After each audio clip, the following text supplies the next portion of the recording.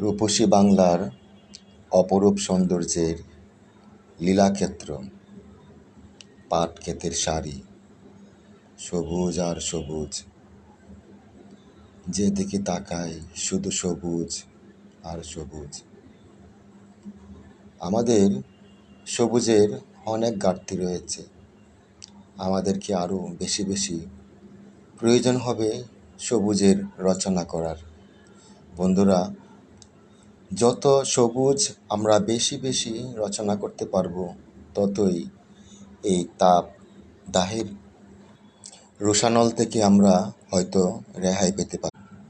রূপসী বাংলার অপরূপ সৌন্দর্যের লীলাক্ষেত্র, পাট ক্ষেতের সারি, সবুজ আর সবুজ। যেদিকে তাকাই শুধু সবুজ আর সবুজ।